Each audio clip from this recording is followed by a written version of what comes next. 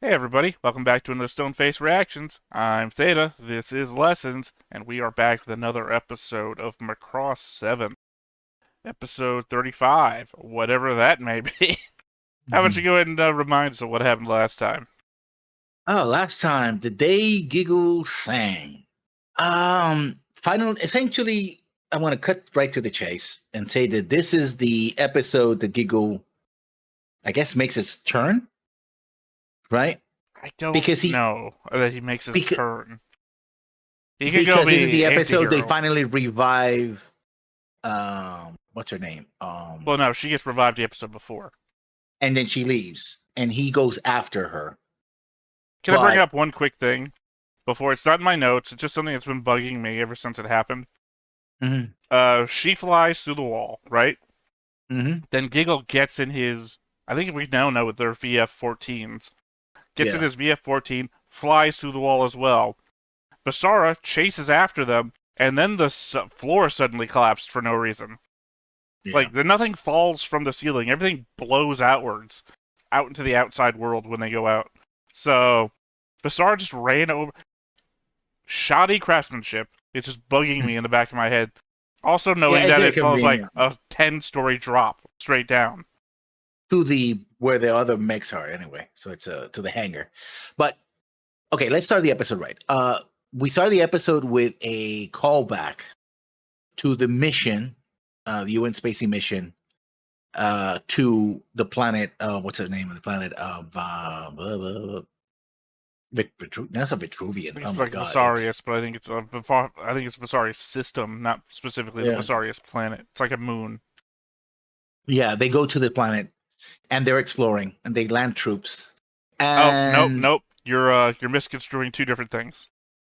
You're mhm. misconstruing the last short that we watched, which was actually Giggle and Geppernick and as Oh humans and what's his name, the first guy we found. They landed. The people at the beginning of this episode just reached the system before they got fucking yeah, destroyed. yeah. Okay, let me just okay. Okay, we have no. Okay, we have Bazara still going on walkabout, chasing on foot. Oh, he's in a mech, but the mech is not flying, it's walking through the earth, through this planet Lux, right? Meanwhile, we have Mylene trying to fill in for him in the concert, right? And essentially, it's a thing where she's like trying to sing, but she's distracted because Basara's not there. And it's like, oh, Basara's going to come back. Da, da, da. And basically it's like, no, I can sing. Basara will come back. I'm going to sing. It doesn't matter.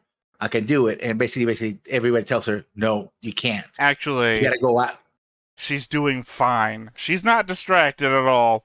She's doing great. She says she can do it. And you might remember there's a guy working radio, the sound The control cons. system next to The, Akiko.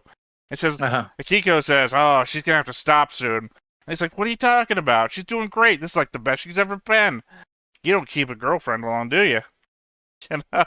Yeah, because Akiko and Ray realize that I mean, from the very beginning, she's like, oh, Basara's going to come back. Basara's going to come back. I'm going to have to do this because Basara's not here, right? So she is kind of distracted Well, because here's the moment they gave her a break to leave, she's like, oh, she just takes off and goes after Basara, well, because right? Ray does tell her this is gonna be the last song, and she's like, "Okay, Mm. whatever." But it's the idea that they don't give us any hint other than what's going on that she's doing anything other than a great job because they pan over the crowd and everyone's like, "Yeah!" They're just like, "This is fucking amazing," and then they indicate to us that she's not singing her best or whatever, even though it sounds exactly the same because they're using the exact same vocals. And then they pan over the crowd again, and yeah, everyone's just like, "This is amazing." So they don't do any work to tell us other than actually fucking telling us. Yeah. Uh, and eventually she goes and she's trying to find Basara. In the meantime, uh, we have Digo, who also is chasing after Sybil. Uh, but he still has the bullet embedded in his lens thing over his eye, right? I guess it's Yeah, 'cause we saw in the partially past bullet. he has like a band over his Yeah, thing, and I yeah, guess yeah. he must have gone through cybernetic enhancements at some point because Yeah. the original guy also doesn't have like the two things in his forehead that Giggle now Yeah. has. Yeah. So, It's gonna be a rude uh, awakening when that guy wakes back up. and he's chasing after Sybil.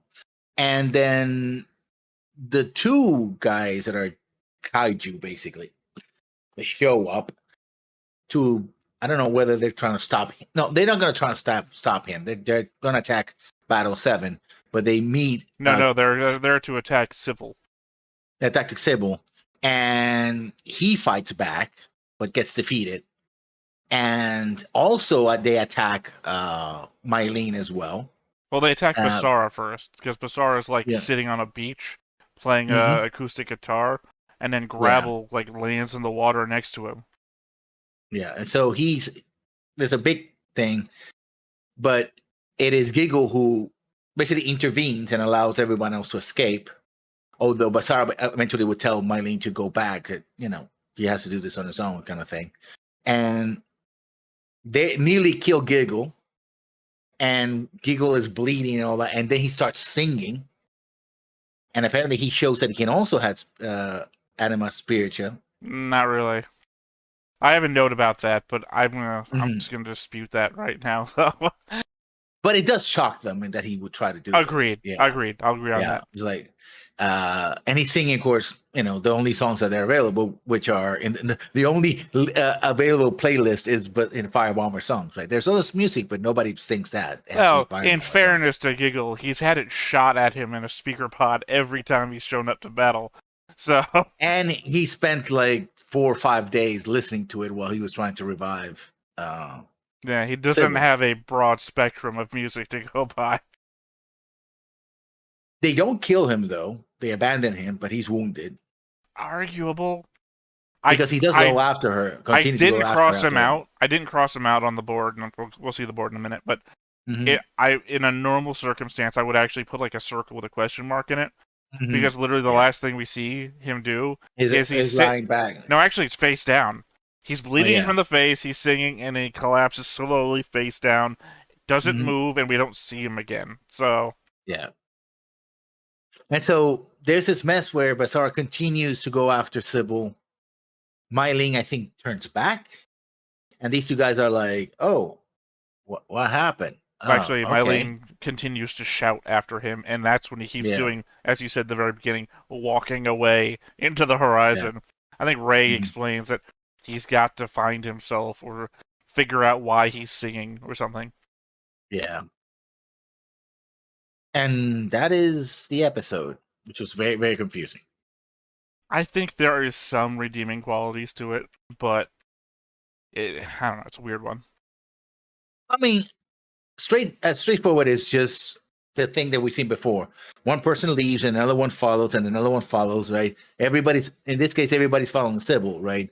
Because Mylene is following.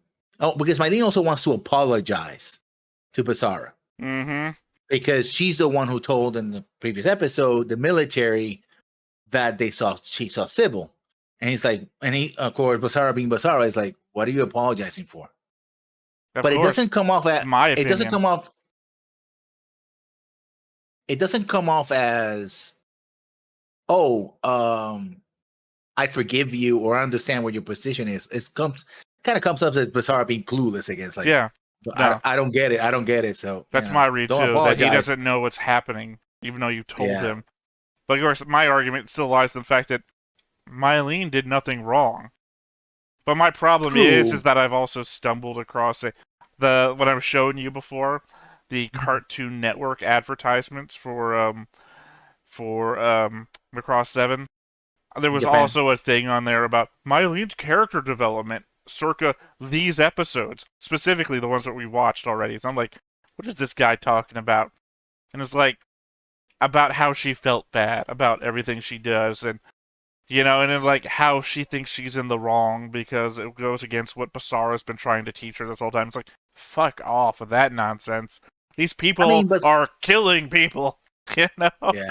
Also, Basara, again, I mentioned this in another episode we talked about. Basara's teaching people is like he's this ancient sensei that, is like, oh, do or do not there is no try kind of situation. Except he's so clueless, he actually is not teaching anything. Otherwise, that when people get it, he goes like, "Oh, you got it."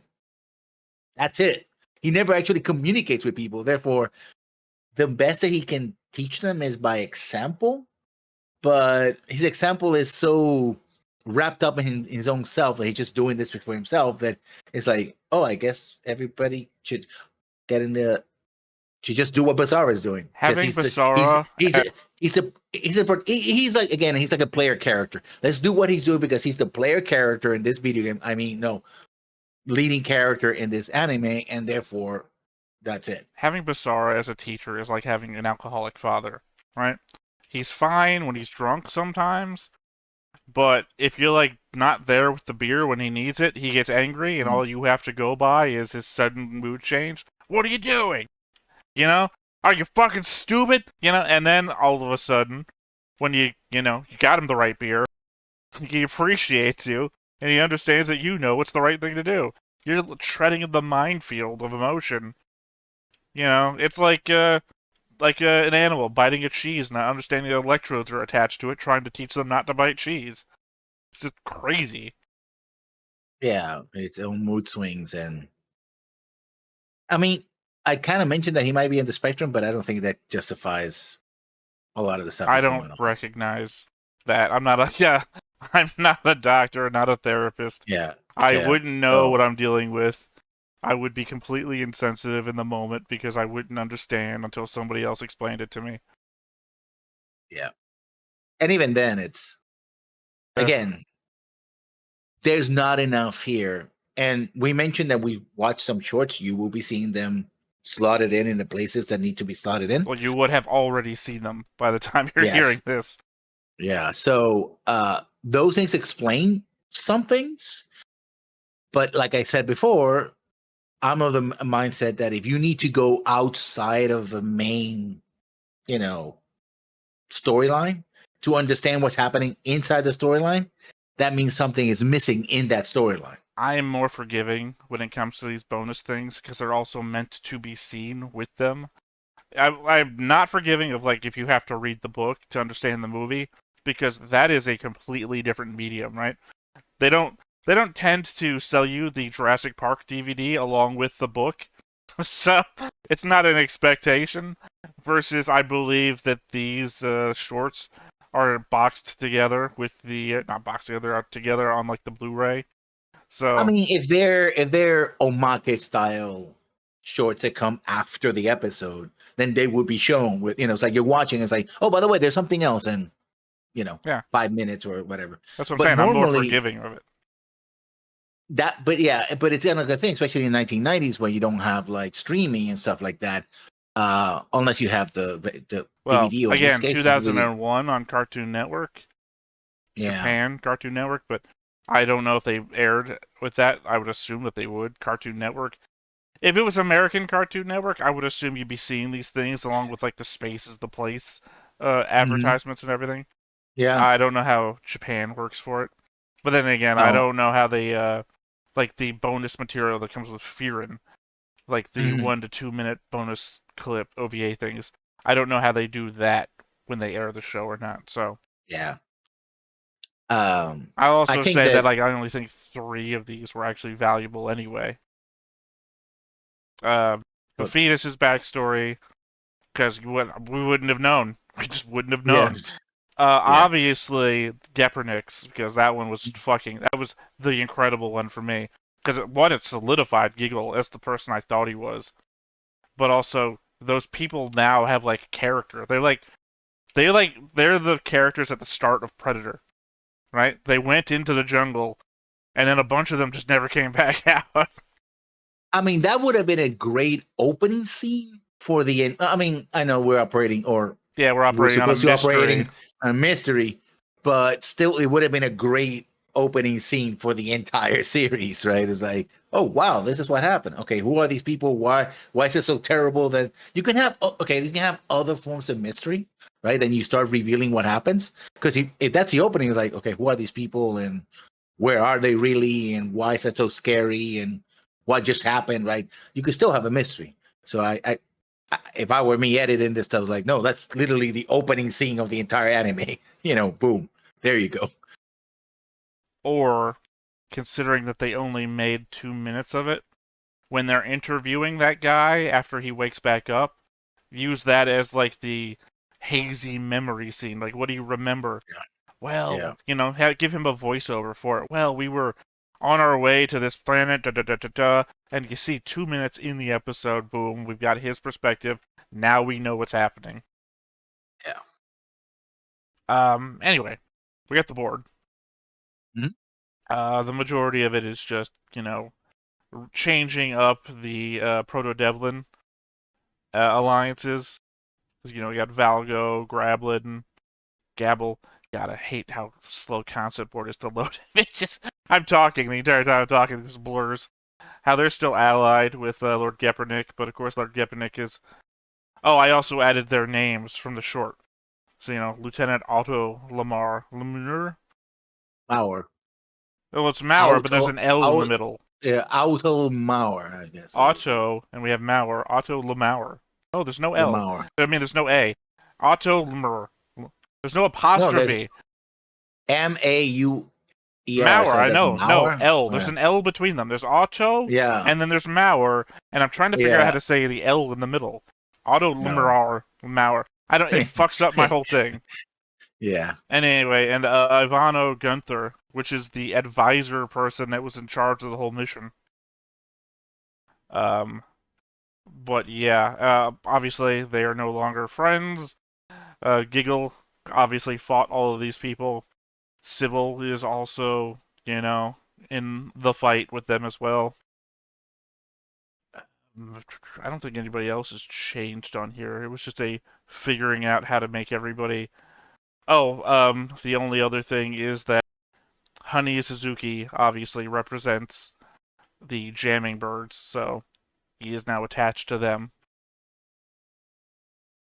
I believe that's all the changes. Oh, yeah, I guess I should take Gamelin's Green Line away from the Macross 7 crew. He's still allied to them, but he's not Yeah. a part of them.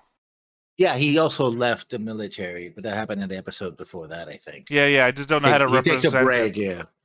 I don't know Yeah. how to represent it. He's still technically an ally, but that major green line represents the crew, and he's no longer the crew. That's one to blow my brains out over. Figure that one out in a Full Metal Jacket style. Anything else on there that you see that stands out? Not really.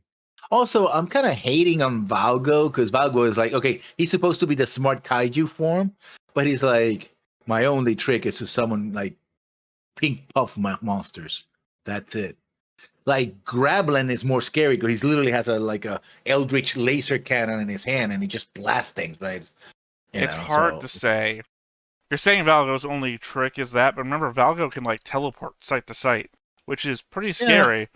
Because conceivably he can do it with anything he's holding, which means he could just, appear next to you, grab you, and go away, or teleport in with a bomb, drop it and go. I mean, pretty scary in a world that doesn't have any other people that can teleport. True, but this if they're following the kaiju rules and the kaiju has a couple of tricks and that's it, right? With only the hero kaiju being the one that has all the attacks and all the beams and all the stuff, right? Because they're the ones who have to take on the other monsters, right?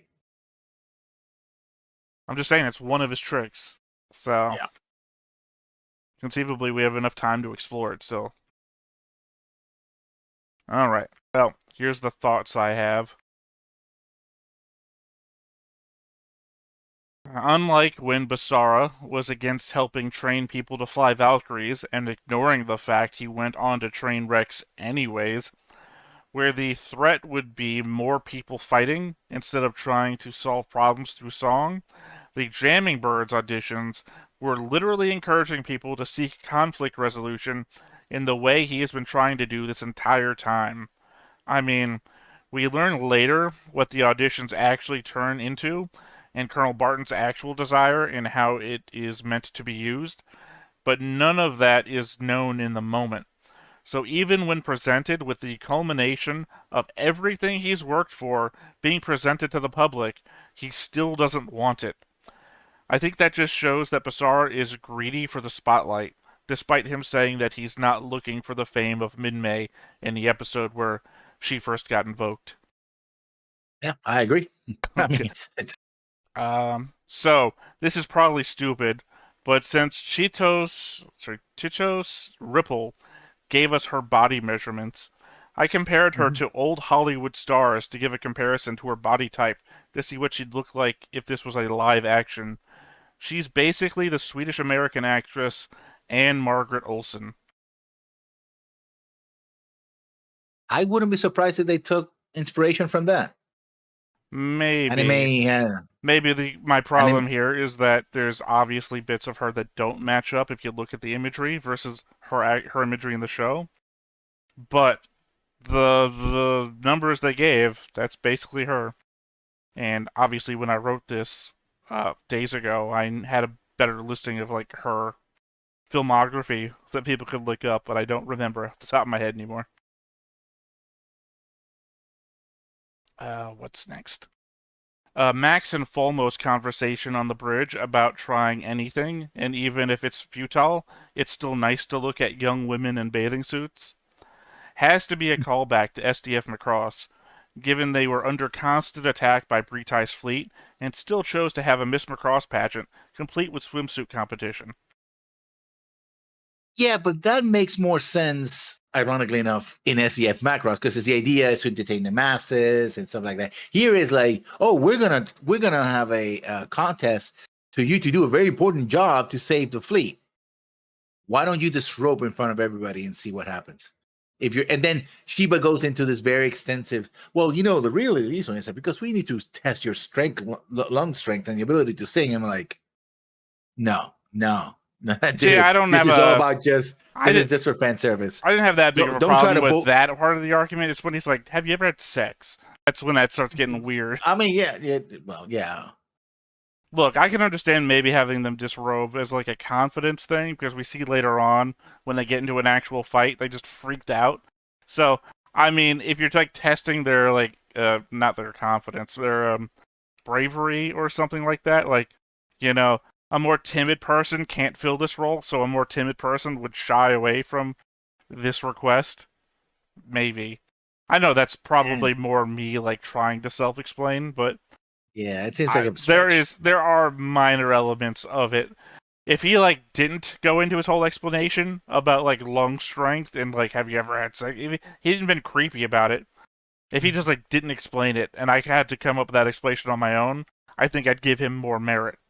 But he had to go creepy, which makes it. I mean, the writers know what they're doing, but they try to lampshade hang like they always do. And in this case, it just falls kind of short. At least for me, it's like, yeah, you tried, you definitely tried, but you failed. So, Dr. Chiba is telling Gamlin that he doesn't have faith in the Jamming Birds project, and Gamlin questions him about it. Then Colonel Barton shows up and tells him not to sell out the project before it's had a chance, describing how Minmay came from nothing to end up helping stop a war. That everyone should be given a chance to realize their potential. What he's saying has a real uplifting tone to it, but the moment he walks away, Gamlin warns Chiba not to let Barton steal his credit while mean mugging at Barton's back. So Gamlin was set up to dislike Barton for no reason before any of the any of the Mylene shenanigans happen. Also, don't forget that there were scientists independently working on the same idea Dr. Chiba was working on when Battle 7 and City 7 were separated.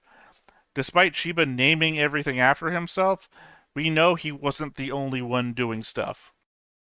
Yeah, I mean, also, I don't know. Yeah, I think they're setting up. They were setting up that later scene when, well, he punches him in the face. But I think that, and also, I gotta remind the fact that the way Chiba introduced gambling to all this was to strap him into a chair and torture him with firebomber songs, basically. Yeah. He wasn't having a good time then, you know. It's I causing don't him know. physical pain. I don't know why he's like, oh no, Chiba, you're fine, you're great. I guess it's because he sees his results, but still, it's like, Also, that Mylene is working with him, I guess. yeah, Again, though, he was set up not to like Barton before Barton had even done anything. Like, Barton gives this inspiring little speech of, like, hey, even our great hero came from nowhere. You have to give people a chance to shine before even knocking them out of the competition. It's like, those are inspiring words. And he's like, fucking asshole. Don't let him steal your credit, Dr. Chiba. Like, what the hell are yeah, you going on about? yeah. Let's see. Gabble calls the new mind control device that Gepernick gave them the beauty of amplification. Knowing that they just add the word beauty to everything they say, Gabble, I mean, it's just amplification then. Amplification of what, though? Uh, what was they were doing before? I guess That was I just don't stuff know. inside of helmets. Yeah, Also, you so gotta remember, this is something they actively fire at them. So, like, when Sound Force hits them with the music, and then they lose, like, the mind control, and they start, like, listening to orders from Max and gang, Gabble hits them with another beam, and they get mind controlled again. So it's I guess amplifying he's something that they're hitting them with. which could be the system that they were using in the helmets, right? So he's boosting that up, I guess. Well, I don't know. One's a visible light beam, and the other one is just sound. I think it was sound in a helmet. I think there were some glowing lights and stuff. It never really No, there explained was how like they were. something on the back of the helmet, and for some reason in my memory, they lift up the helmet and they show the thing on the back of the helmet, but Yeah, it's like a little bug. but it was making noise. Yeah, noise, and there was also like blinking lights and stuff like that. So Well, I don't know why just the you blinking. know, I think the blinking lights were just represent it was like machinery or something yeah. because it was on the back of the helmet. Like if it was like in the front and it was like hitting them with in the eyeballs with laser lights, like there's an argument to be made that like they're being hypnotized by a light show, or I don't know what it's called. I've read it in like a bunch of different sci-fi novels where you can get like educated in the future, where they just beam knowledge into your brain through your eyes. I don't know what that concept's called, even in sci-fi. Let's see. Basara demanded that the military police give him back his Valkyrie, but we already established early on that it's the property of Project M, thus the military's property and not his personal Valkyrie. So, goes a ways to show off Basara's possessive childishness. I mean, even my boy Barton is being a bit childish too, I'll admit, by taking away a weapon from one of the only people that can help defend the fleet. At the time, at the same time, how do you get an unreasonable person to fall in line with everyone else? Taking a child's toys away is a bit of like parenting 101. And Basara acts just like a child that's had their toys taken away. It's a lose-lose all the way down. But I put more of the blame on Basara for not acting like an adult. I mean, he never really does. So Well, yeah, but I mean, he like stamps his foot, gets into Mhm. a fight, he's like, "Give me back my Valkyrie!" And it's like, we know it's not your Valkyrie.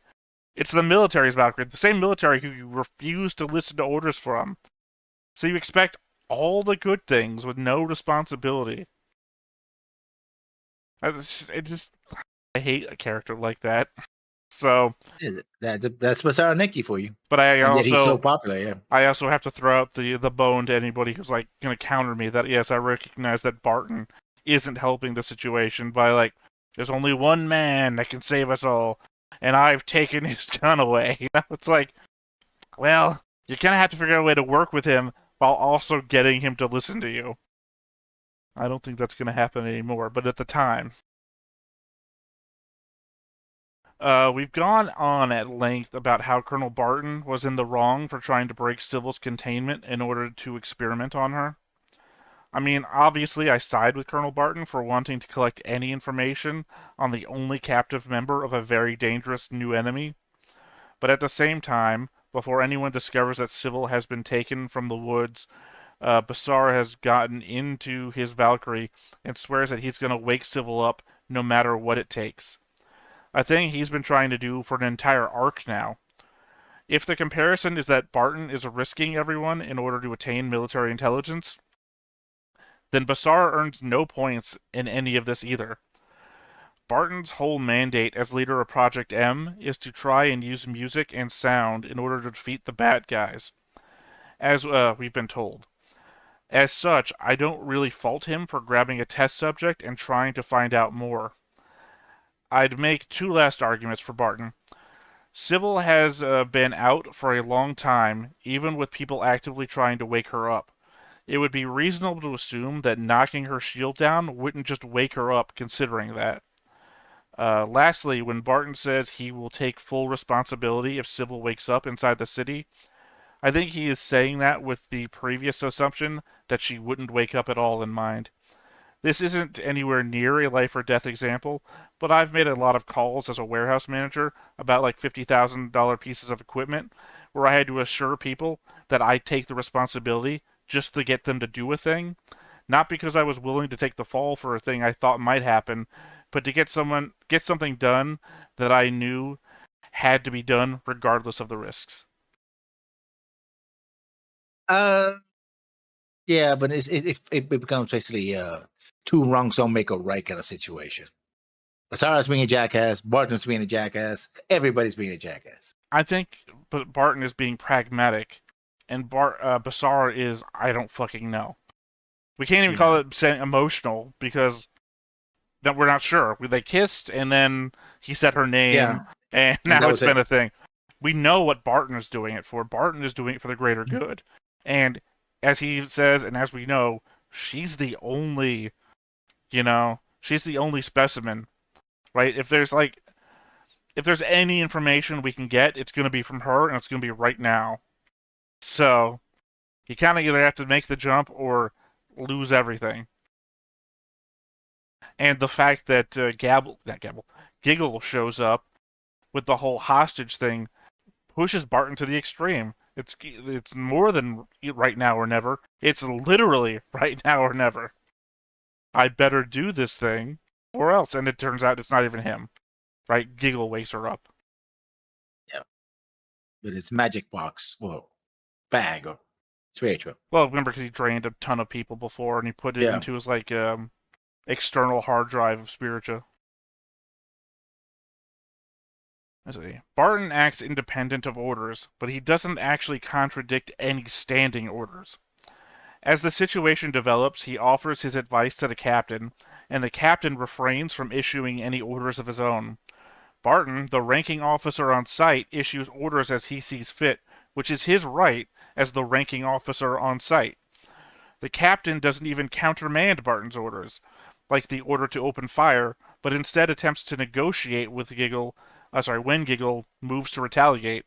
Even then, all the captain does is offer Giggle the location of Sybil, but not any agreement for a hostage exchange.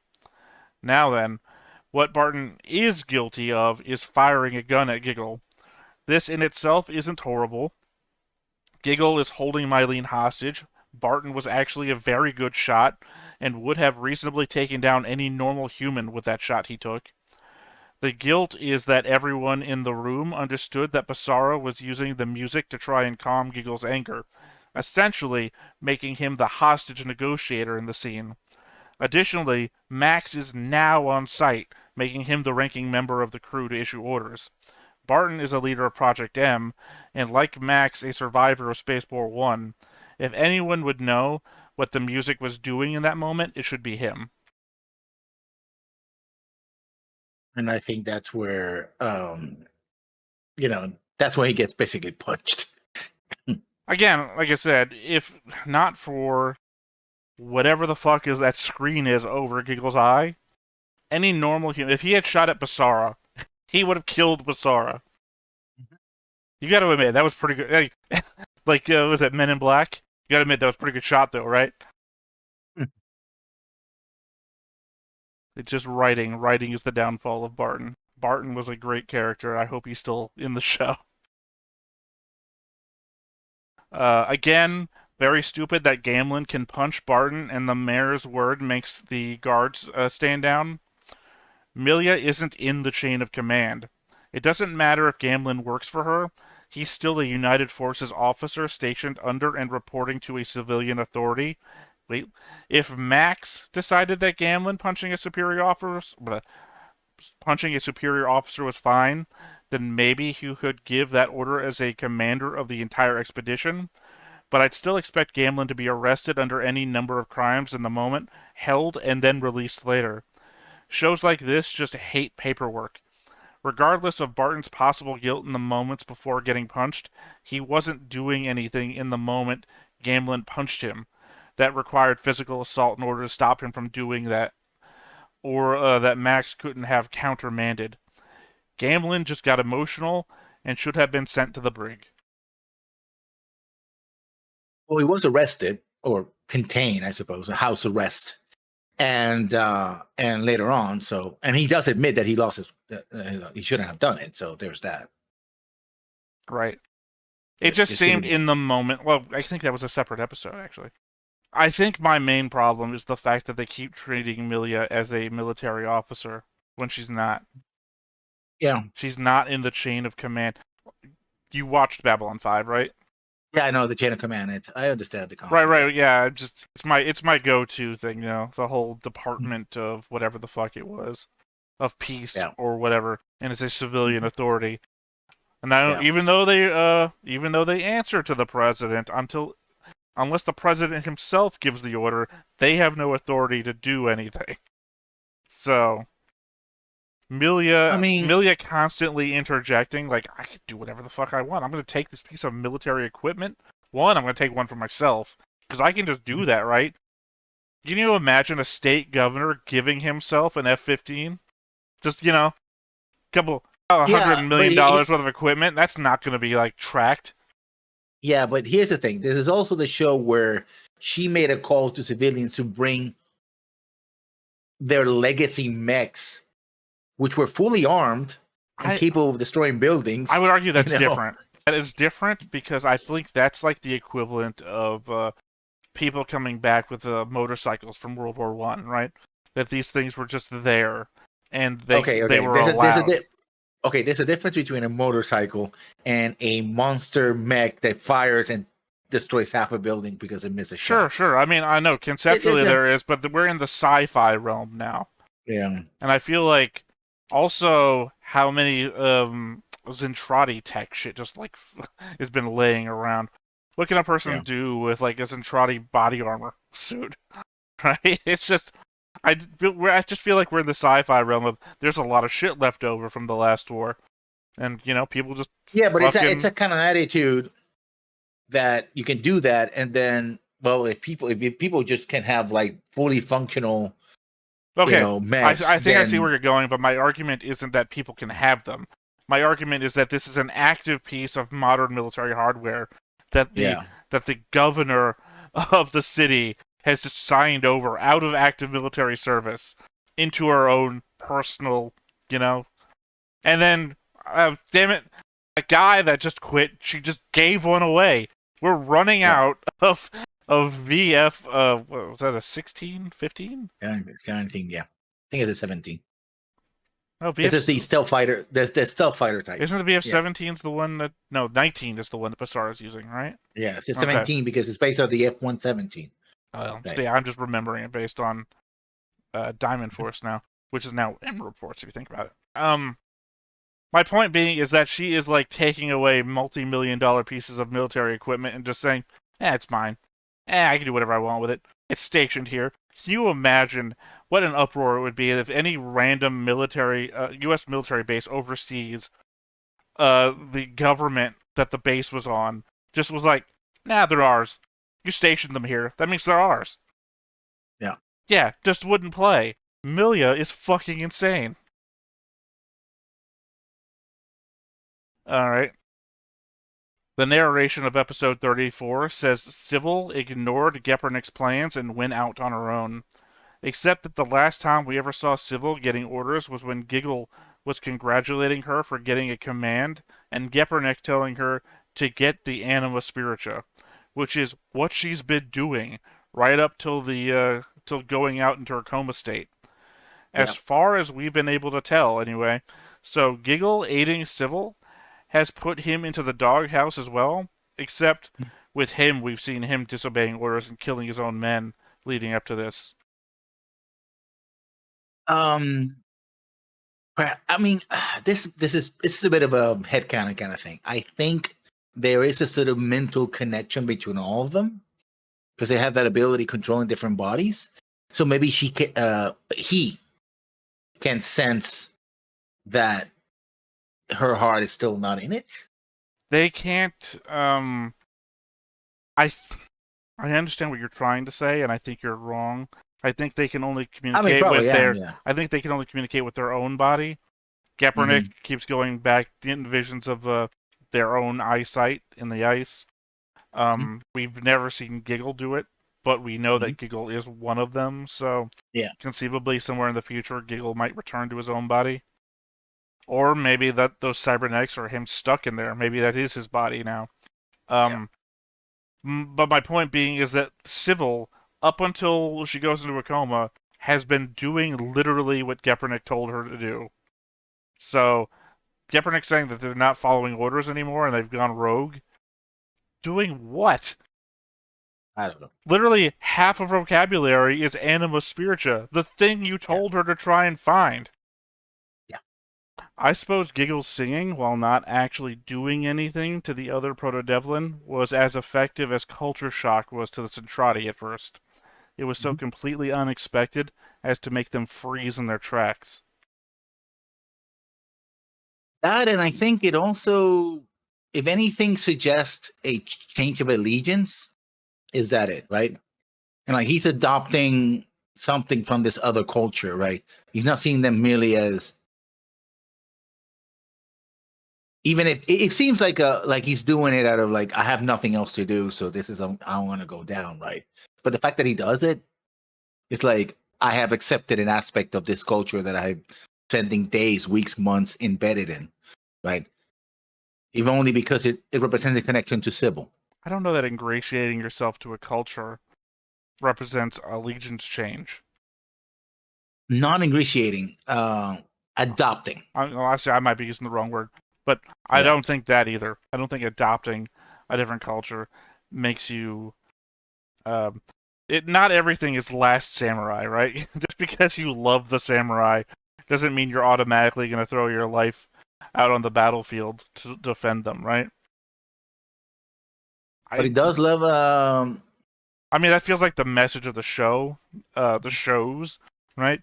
The moment you getting a culture gets into your system, you're automatically ride or die.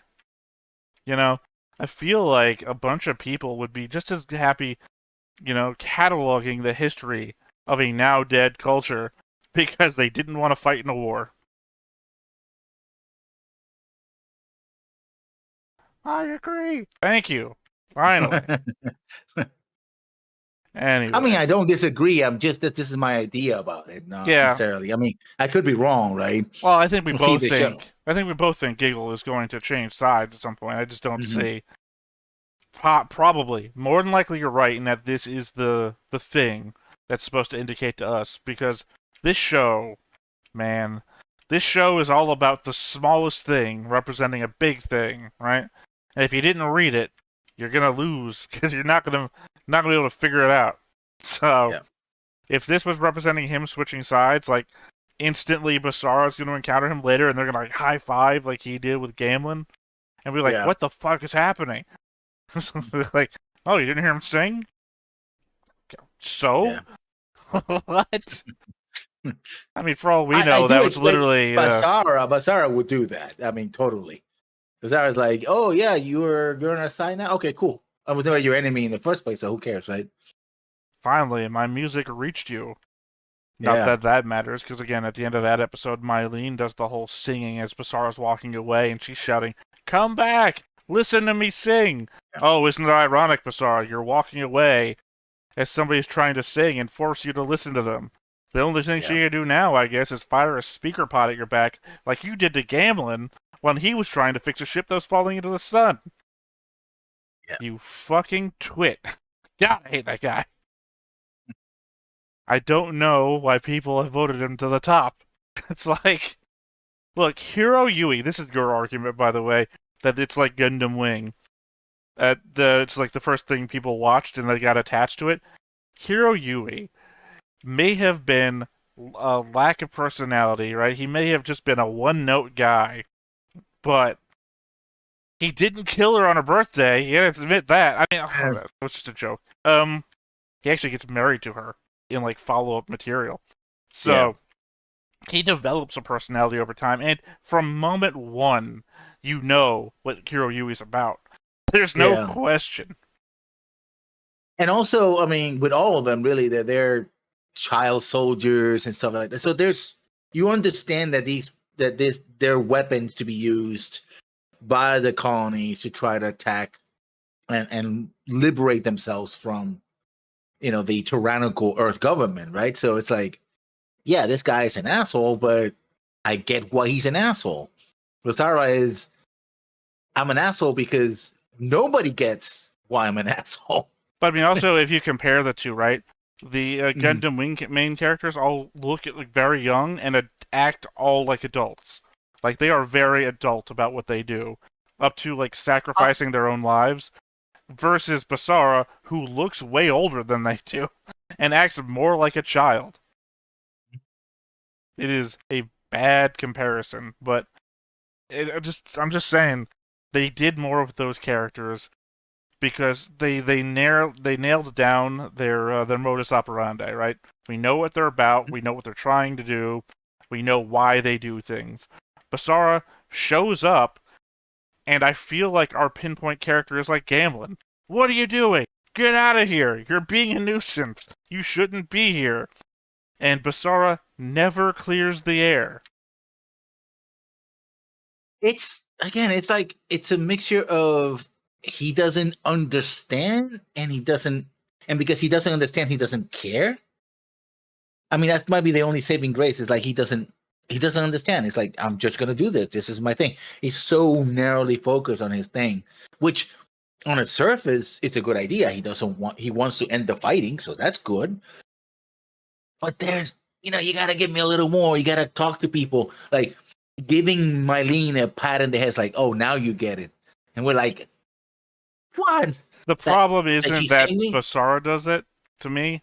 The problem is that Ray follows through on it. And even Everybody. Vivitas, yeah. Well, I mean, Ray is the one that talks stuff. Yeah. Vivitas is always like, she's backing up Basara, but she don't Mhm. talk too much, so we don't like look to her for like wisdom. Where Yeah. Ray is like, he's the go-between Project M and Sound Force, and he has all this background information about what they've been doing. And then Ray is like, I just don't understand yet. We take you to a really adult bar. It just don't make sense. The Ray is the one I feel like should make sense, not Basara. And then Ray doesn't make sense. And even Ray says that he doesn't understand why he's doing stuff. I don't know where he comes from. I don't know his background. I guess I just picked up this vagabond. It's like, can you sing? Yeah. Okay, we're good. Yeah, seems sort of what happened. Yeah. If we had a short where the two of them meet, is like just 5 minutes of Ray walking to this guy in the middle of a road. Basara shows up with a guitar. Ray says to Basara, "Hey, can you sing?" Da, da, da, da, da, da, da, da. Oh, you can sing. Okay, let's go. There's That's two it. End of the short. words. There was two End of the words that Justin would use if he was watching the show with us, and that's trauma bonding. Because Not even that. every fucking show, no, I think it might fit here. Every fucking show that I watch with Justin features two characters that fucking trauma bond for some reason.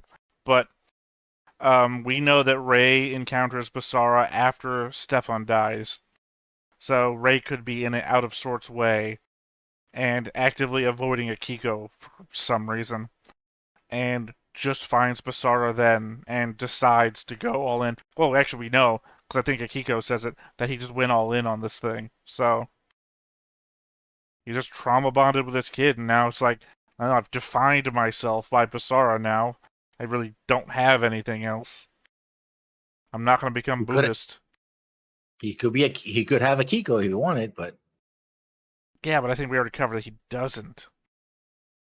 One from the short, and two from the fact that Civil as Akiko kept trying to seduce him, and he was like, You're standing in front of all the buttons I need to push.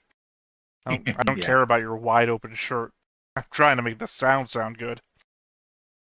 So, yeah, I think that ship sailed a long time ago. Any final thoughts here? All right, let's go ahead and get on into it then. But before we get started, Make sure that you hit the like button. Hit that subscribe button. Comment down below to feed that algorithm. on top of all that, if you want to watch more shows like this, Unfiltered. Uncensored. And uncut. as well as some early access stuff, You can check it out over on the Patreon. It's just $5 a month, but hey, no pressure. There's zero pressure in order to do that. It's just a little bit of extra support, and it would be greatly appreciated.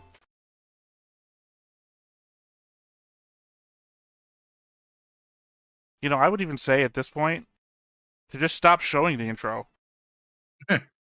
Seriously, that happens in a bunch of shows. So there's Yeah, but I think again, I guess it's episodic, and they don't want to. not really. Somebody though. jump. It's not really episodic. I mean, it is episodes with some of their own like B plot stories, but it's one long narrative. Yeah. And if you're jumping in 35 episodes in, I don't even think you need to know what the name of the show is at that point.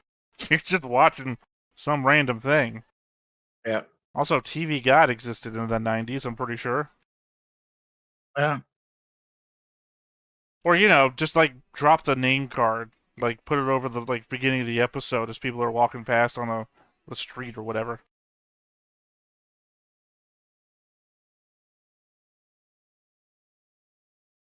Also, I said we'd never been to the desert planet. Apparently, Lux has deserts on it, so... I mean, it's an entire planet, so... Yeah.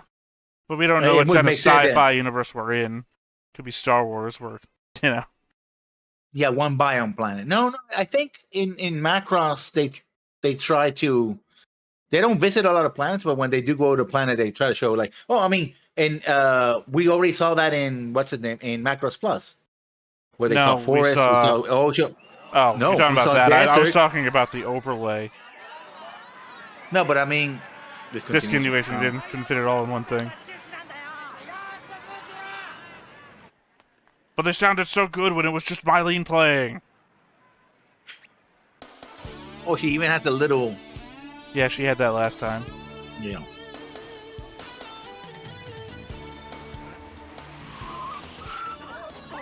Is he getting married?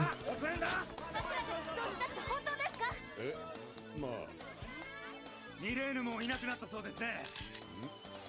そうだね。 You're not good for press releases, are you? No. ファイヤーボンバーは解散しませんよ。 バサラとミレーヌの関係は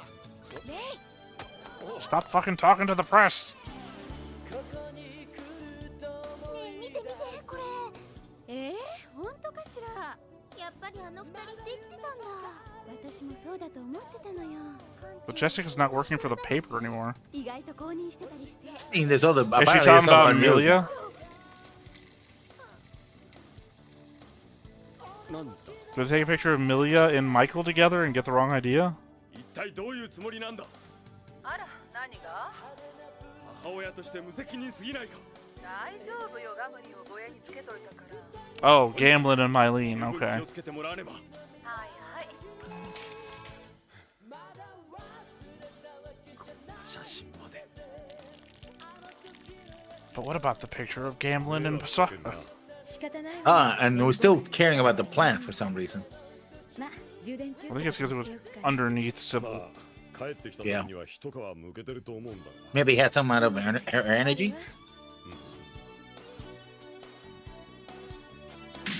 けしからん。この非常事態に何を考えておるのだ。大体ファイヤーボンバーなどと得体の知れぬ連中に頼るから。初めから熱気バサ I'm 100% with these people. こうなることは分かっていた。しかし今のところプロトデビルに対抗できるのは熱気バサラの歌だけですからな。ジャミングバースがいます。訓練を重ね、形も整いつつあります。 Sent them to boot camp. 必ずや効果を上げてご覧に入れます。私の判断ではまだ出撃を許可できる状態ではないと思うが。ほう。しかしバトル7の修復率も 80% を超えて I think it's a bad call. いざとなったら飛び立てば The entire point of like Emerald Forest and everything was to protect Sound Forest when they're out there. お手上げです So な。 why can't you send another force out there to literally just protect them? ですな。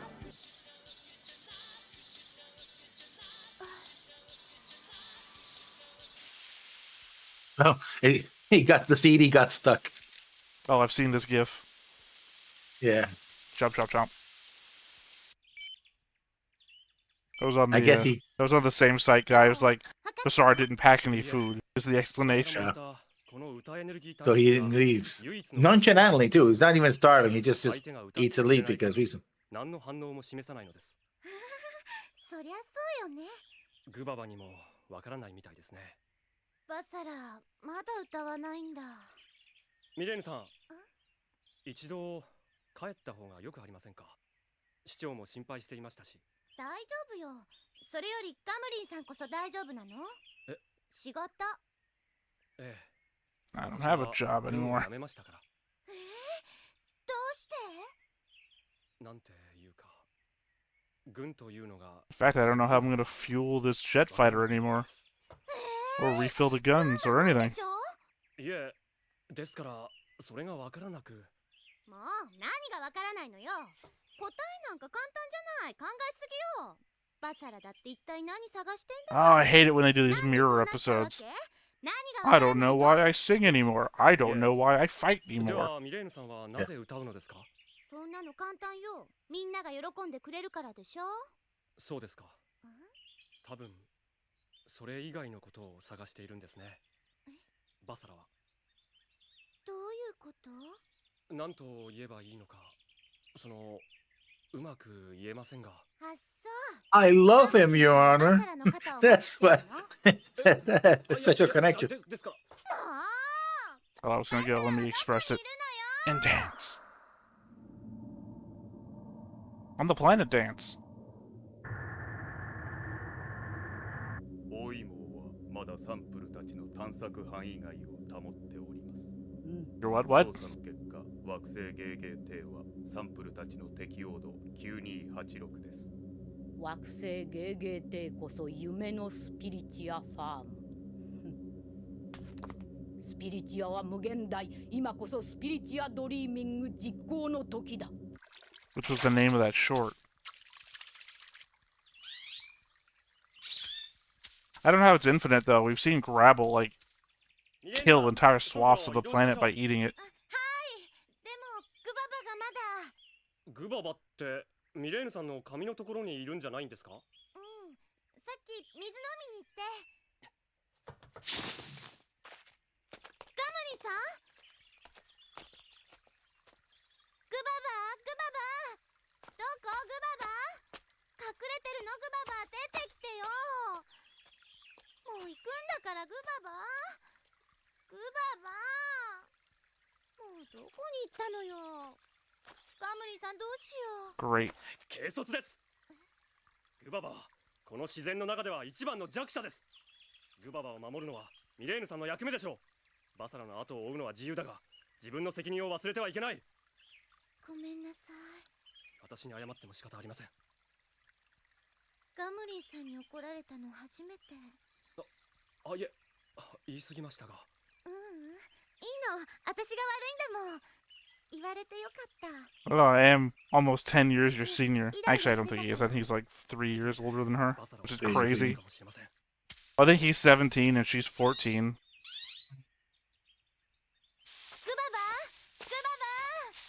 Just follow the tracks, dude.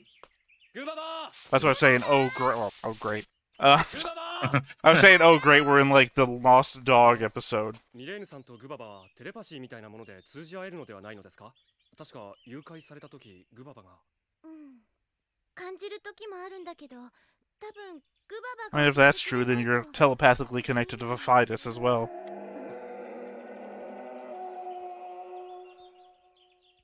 今のは何？わかりません。大丈夫ですか。なんなの？ We call it the ground. 何かの足跡だ。足跡？ Yeah, well, it is, but it's. どうしよう。 Ah, the scarebirds. Right there with the meowing cat. びっくりした。いやいや。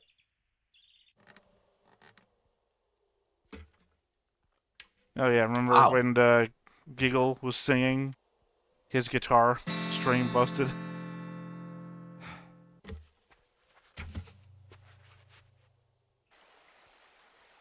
Okay. That was a thing that happened. Yeah, it's very important that we knew. Yeah, he's still there, I guess. Macross theme rations, which makes sense. だいぶ歩き回ったから。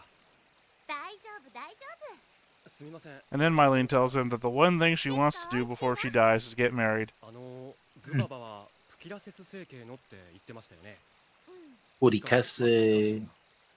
It is funny that we're getting this when it's after next episode that the short about Guvava past appears. 夫保護したんだってだけど傷が治っても全然慣れなくてでも私ずっとそばにいてさいつの間にか仲良くなってたんだ何をするのも一緒でだから私の分身みたいなものなの Damn, dude, you're jacked. You're 17, but you look like 27. Like he's like, well, of course. Huge. You see how big that outfit has been on him this whole time? That's an Yeah. all outfit.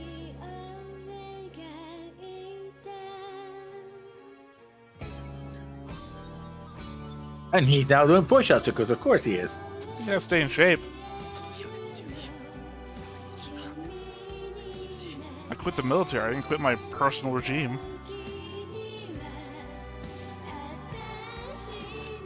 Also, I'm out in the woods with the girl I like. Obviously, I gotta.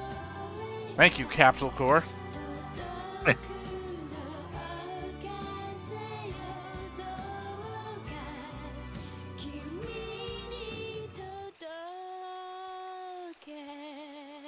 That would have been a great way to end an episode. You know, lose the musical accompaniment, go right into acoustics. 寝具は一つしかないのですが。平気よ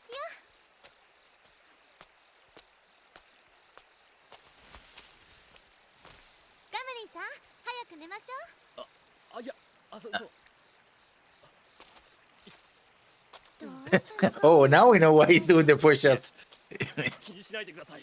私の日課ですから。ねえガムリンさんはあ。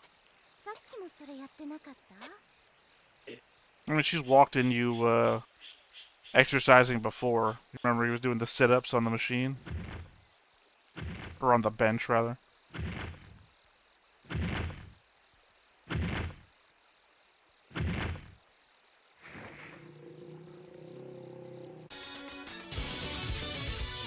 I was anticipating it being Vogel or whatever the hell his name is.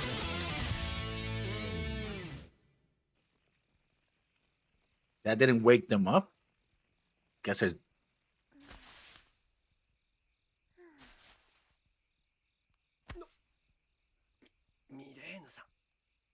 Yeah, see. Gamelin's trying to work out to make sure he tries to fall asleep faster.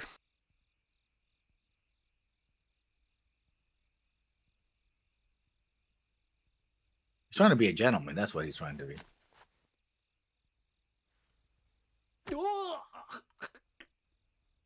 And failing.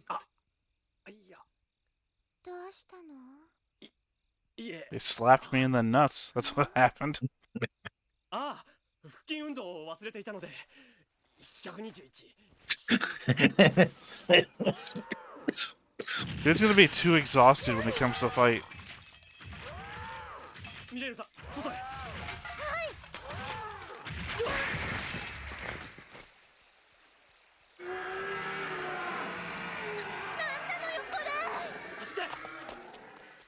What if that's Guvava? Guvava evolved and this is what he is from now on. Holy. Oh, he doesn't like the fire, I guess? Well, I mean, Oh. famous literary character once said, "Fire bad!"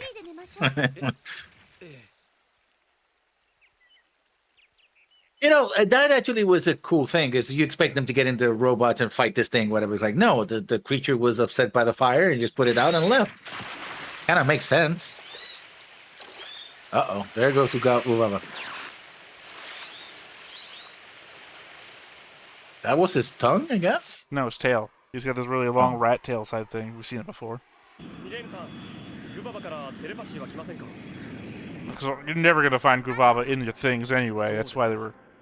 ところでガムリンさん前から気になってたんだけど私のことさん付けで呼ぶでしょはどうしてえバッサラもレイも呼び捨てだからさん付けだと変な感じ。これからはミレーヌって呼んで。はい。訓練だからって手抜くな。可愛い子ちゃんたちのためだ。行くぜ。ねえ私がピンチだ。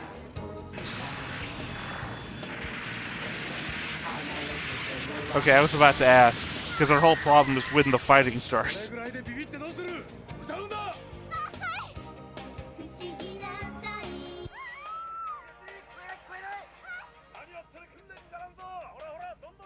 プロトデビルンはなぜ我々を全滅させないのですかな。 Yeah, so do I. Don't take anything from 不思議 FOMO. ですな。なぜバサラの歌は効果があるのか。なんともな。一体どこをほっつき歩いているんですかな、バサラは。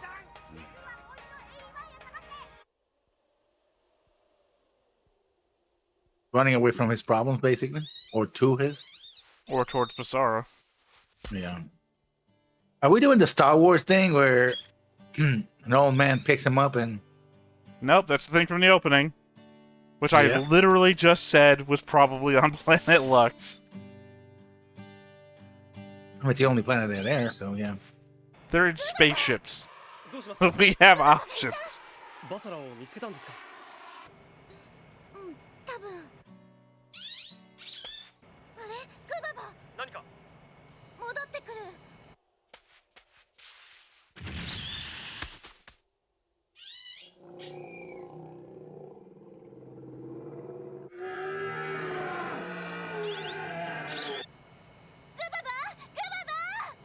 Why the same thing, though? I mean, obviously it has to be a different one, considering how fast they're going. Yeah. Oh, poor baby.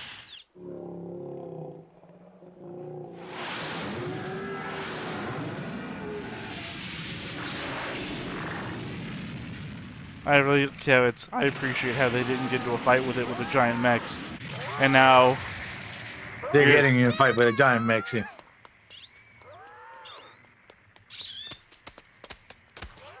グババ、無事だった？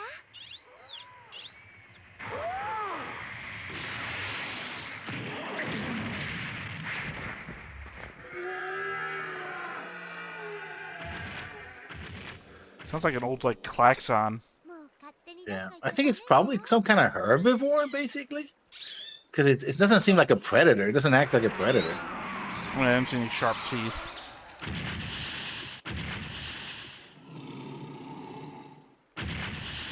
Though it does have claws.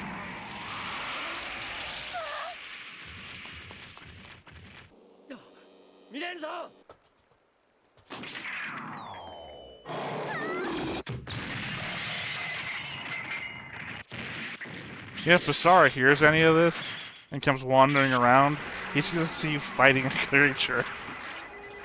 You're not singing at it or anything.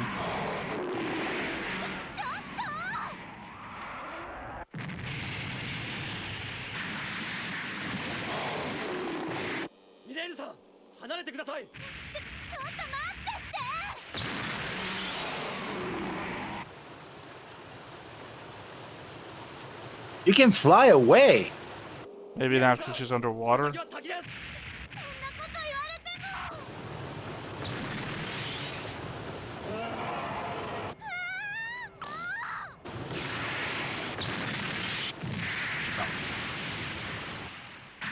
Fly.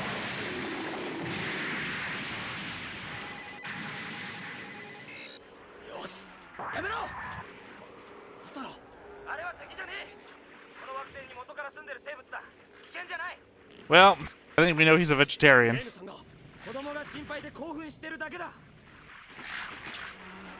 Oh. So you're not worried about your family though, Basara? Your song family?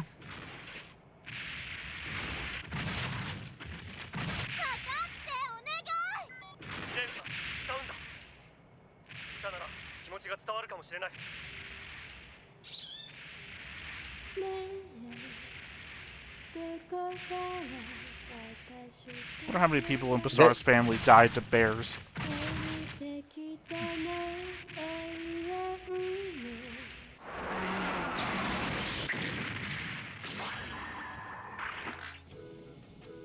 It's fine, I don't care if my friends die. The irony that I'm blocking you from saving my friend with a gun.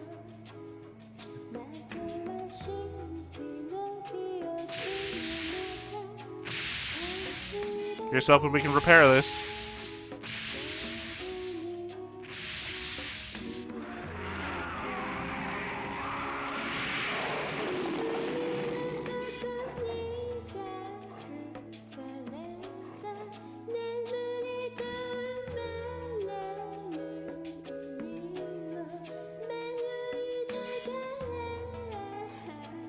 Yeah, this takes the whole we can solve everything with music to even more ridiculous. I was gonna say, this gotta be a levels. double hit for you, because it's your favorite of Mylene's songs. Oh, not really. I know I it's don't the hate joke. it, but it's No, you've explicitly said that you do not like this song. Yeah, I know.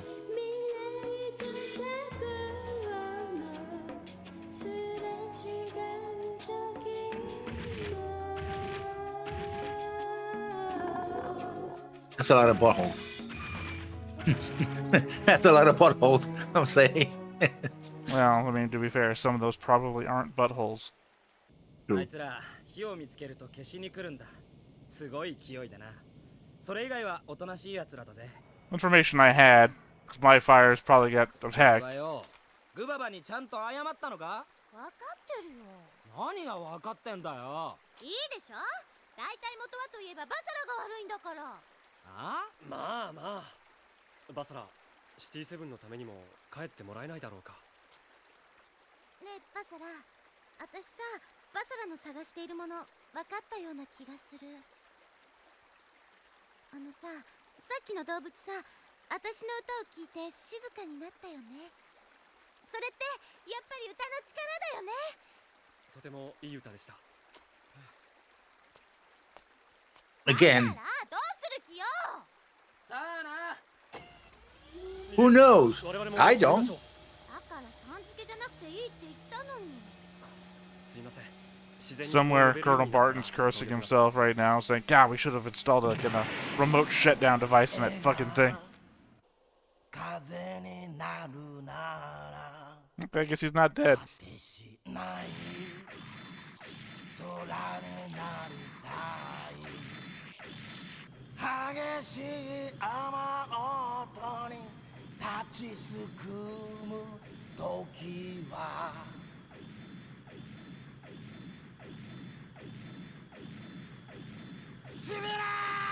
I was about to say, I have to think his motivation is to attract Sybil to him. Yeah. New ending? I guess. We don't get new intros, but we got a new ending? Of course they did. This might as well be Gynax. All the Mylene fan service they try and pull.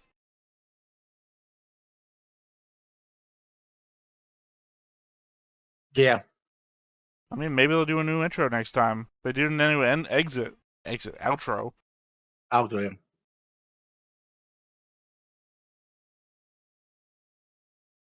Who the fuck were those people? I can't wait to pause it and find out it's like 90s media, so it's like Bill Cosby. Probably.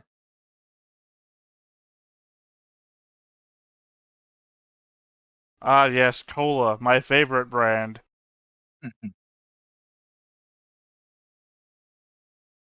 I don't know. I also don't like how Basar is constantly, Mylene, you're in the wrong.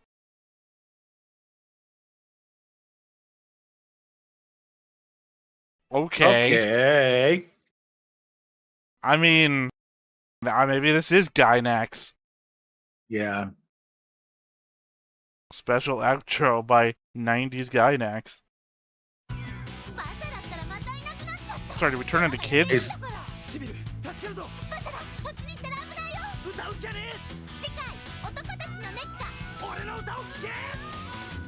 And more explicitly naked Sybil.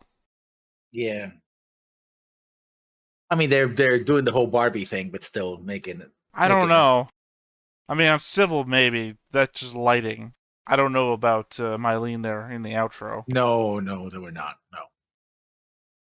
It's funny for me because I'm watching Die Buster with Justin, and that is 90s Gynax, which is then ripping off Gunbuster because literally for no reason the main character's like, they call them topless, so. Like, the superpowered people are called topless. So. I guess so. Yeah, well. I mean, literally, the extras for that stuff is called Aim for But the you Top. think Gunbuster wasn't from Guinness as well? It is. So they're ripping themselves off. Well, yeah, but they're like generationally ripping themselves off, like from 80s to the 2000s. And with a different director, I believe. I think that's a recent comment that we got on the first Die Buster episode, was that you can see the handoff. Mm. But we're watching those as a lead-in to watching Gurren Lagann, so. Mm. Which, animation-wise, looks more like Die Buster. Show writing-wise, feels more like Gunbuster. Mm-hmm. Yeah, no, those last bits kind of like envelop the whole episode. What the fuck? Didn't think I was gonna have to censor shit on this show. The most curious thing I found was that image apparently of a young Basara playing guitar. It looked like it. Maybe he changed his clothes and we were getting a real perspective angle, like up, top, down. Like maybe Volga or whatever the hell his name is. You're looking down on him. It's either that or we are going to get young Basara, in which case I don't know that that'll add anything. We might be seeing it from the perspective of Sybil and what actually they changed between them, right? Yeah, that she views him as a child like the rest of us do. Well, that she knows more about him because of the kiss. I mean, I said that before too. That they exchange information because Basara says Civil after it, and she's never said her own name in front of him. So there's no way he could have known Civil unless they passed information back. I believe my thing was like Starfire. Starfire kisses you and you instantly know their language, or she instantly knows your language. Yeah. Yeah, I don't. Again, the fact that we saw Basara's little short there about him wandering the earth. Yeah. It's like, implies to me that there's nothing to Basara's backstory. So, why? Right? Why show him as a child? I don't know. Finally, the show is going to give us a... Here's the thing. If the show finally gives us something that says, oh, this is the reason why Basara is... I said this before. I said it again. For me, anyways, too little, too late. It's like, oh, so now you tell me. It doesn't matter anymore. I mean, to me, Basara is just a thing, right? Yeah. I'm obviously already started... I started a long time ago focusing on the other characters. So, like, Gamlin is my interesting bits now. It's not even... I'm not paying attention to the story of the show anymore. It's like, that's funny when Gamlin has to exercise around Mylene because he's nervous. You know? And excited. I don't know. He didn't try to do anything creepy. And we know if the he wasn't. If the show was trying to imply that he was excited, he would have done, like, bleeding from the nose or creepy shit. Because it doesn't care if your character's respectable. When faced with a horny teen, it will do something creepy. So even Giggle is now more Giggle used to be one note character. Now Giggles are more interesting in that his obsession with Sybil. I mean, I don't know. Giggle's still the one note that I always thought he was, because I always thought he was connected to a thing, and you know. So Giggle is just. Also, I don't know. I'll agree with you. He is more than one note. I thought he was connected to the thing, but I also thought he was in love with Sybil from like the beginning. But I want to say, in my mind, Giggle in love is lesser than military Giggle, like backstabber Giggle, who like, Kaepernick's not going to fucking tell me what to do. I don't care if he put you, brain-controlled zombie human, in charge. Kills them. He was trying to run away from battle. I'm in charge again now. You know? That guy was more interesting than the guy who shouts civil every 5 minutes. True, but I find what he's trying to do with the singing and all that more interesting than whatever happened with Bizarre. You get what I'm saying? Well, yeah, I hear what you're saying, but I didn't really. That's not a comparison, no. You know, it's like I find what Giggle's trying to do now more impressive than a blank piece of paper. You know, it's Basara is the A blank piece of background. paper. Yeah, well, yeah, he's the background of the narrative, right? He hasn't changed, or I guess he kind of has.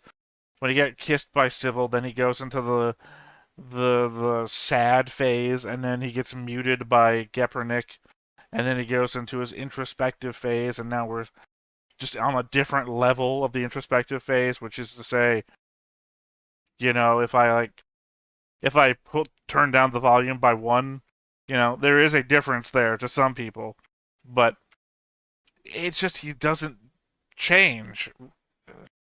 I mean, I just described a bunch of changes, but you'd be hard pressed if I showed you a random episode to be telling me what phase of Basara we're looking at. True.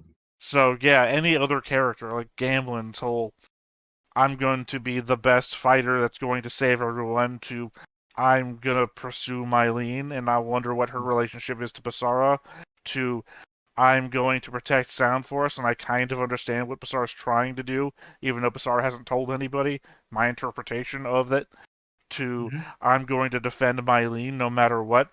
Basara has gone through, I mean, Gamlen has gone through fucking phases. Like, he is on his worst phase, I think, right now, but he's still something. It's an arc. Barton has been around for 3 episodes, right? Barton has had a whole fucking arc of, hey, remember how Min-Mei tried to defend us all? Don't sell out people just because you think they're not worth anything. Everybody should have a chance to shine. Then villain phase. And now he's back again on the, you know, side character, 3 episodes, has had more dynamic character development than Basara has. Yeah. There wasn't much to talk about for this episode, though. I mean, obviously, I think I'll probably come back with notes about minor shit, but... Yeah, it's another episode where singing saves the day, I guess. Well, that's the whole fucking show. That's the whole fucking series.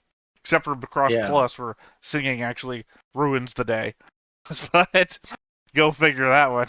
But, I guess we also got Guvava's backstory, which is weird, considering after episode 36 is the short, which is Guvava's backstory. So I thought it was odd that they told it to us, and then we have to look forward to learning it. This is episode 32. 5. Right? No, we're on 35. 35. So the next time. After next episode, yeah. Yeah. Also, they're 80% finished with the repairs to Battle 7. Yeah. Which, by the way, they never really covered how damaged it was. I mean, after the fight, I just kind of assumed that they were just on the planet to look for clues or something. Like, they never said, we can't take off anymore. Also, what was the fucking barricade that Gepernick was talking about? And it's just talking about Lux? I think it's talking about Lux. No, it had like the image of Lux, but they also had this like shield barricade thing in front of it. That's not actually there because we also got a pan out shot before we saw the inside of the ship showing the ship and like the asteroids around it and no barrier. I don't know. It's just confusing. And they're talking about the infinite spiritua that is the planet Lux. However, we've also seen Grabble just hopping around on the planet, sucking up all the spiritua and everything dying around it. So, not infinite.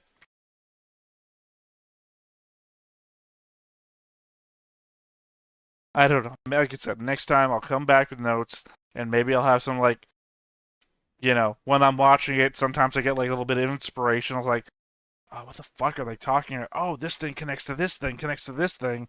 I've got it. Here's a theory. Well, thank God I've been, like, 80% right on theories so far, so I feel like I'm sort of getting it. However, I don't know how the target audience would, because I have to assume 15 to 17-year-old boys has to be the target audience.